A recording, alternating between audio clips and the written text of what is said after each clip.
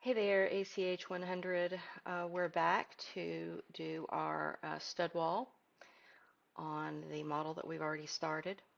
And before we do that, I want to adjust something here, our drainage mat. We're going to triple click that, pick our push-pull tool and push it down 8 inches. Escape from that, select and escape from that group. Triple click, pick this line up here, pick your move tool and grab it and move it down. Now we always want our final grade to be 8 inches below, at a minimum, below our mud sill. Now we're ready to build our stud wall. This is a 2x6 stud wall at 16 inches on center.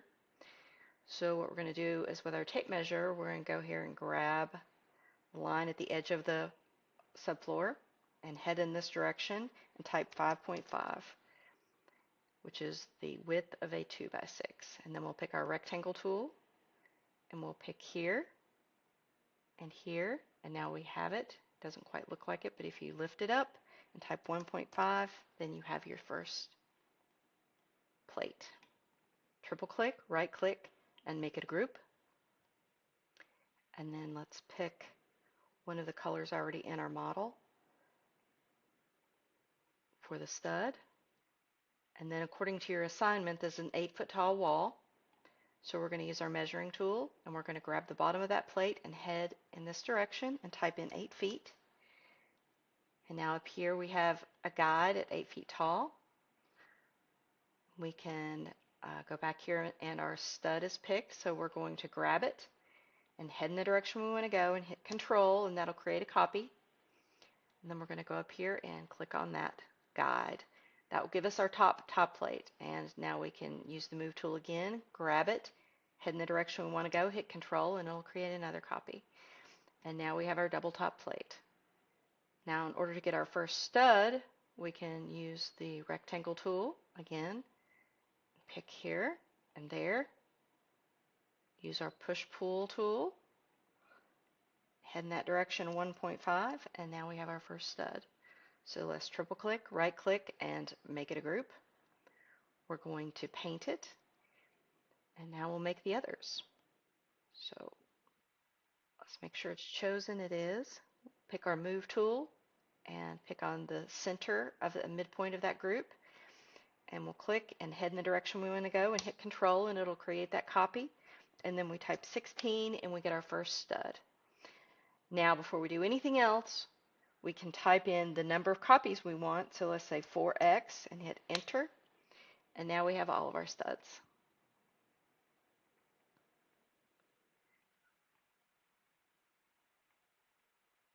Now it's time to put our sheathing on.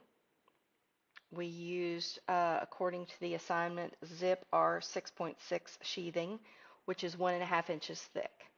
And the whole sheet would be 4x8 sheets, and they get installed horizontally. For the sake of this video, I'm going to show it as one sheet.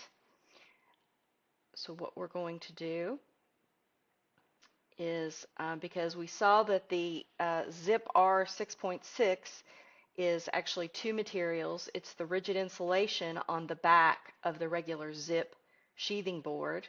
So we're going to create it in 2 steps. Let go all the way down here first, and we will put a guide against our sheathing 1 inch down, and we can start our rectangle down here and pick on that, and then go all the way up here and pick here. It's in the same plane, and let's use our push-pull tool, and we'll come out 1 inch, and we'll triple click, right click, and make it a group.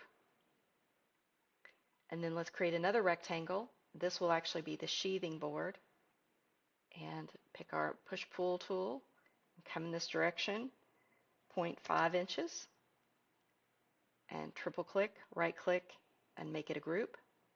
Now let's paint it. Let's go find a green zip color. There we go. So we have the zip board coming down 1 inch over our foundation wall and going to the top plate. Now this will occur in multiple sheets because they're run horizontally, but for the sake of this model, we're just going to show it as one sheet. Now, what we want to do, because right here, this rigid insulation material is a place where critters are going to want to burrow in and make little homes. So we're going to put a piece of pressure treated here to keep them from doing that, or to at least discourage them from doing that. So we're going to push our rigid insulation up to there, and then escape, and then we'll put a piece of pressure treated in there, push that all the way down. Triple click, right click, and make it a group. Remember, we show pressure treated material differently than we show just regular 2x material. So let's look for that color in the model. It's this funky color here, like this one right here. And now we have our zip sheathing on there. The last thing to create here for this part of the model is putting our insulation, our batt insulation, in the stud cavities. So we're going to pick our rectangle and go in here, and then we can hit our push-pull tool, and we can actually come over here in the adjacent bay and click that back face, and it will create our insulation, push it all the way back to there. And then we can make it a group, and let's paint it. Let's paint it a nice bright pink.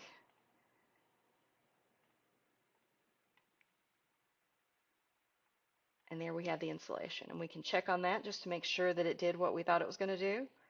Yep. Put it back in the wall. And since all of these are at 16 inches on center, we can use the move tool and head in the direction that we want to go and hit control, and we have a copy. And now that we have one copy, we can say, oh, we want 3 copies total, and then it fills it in. And that is how you get your stud wall. In the next video, we will build our window and our door opening in our typical stud wall.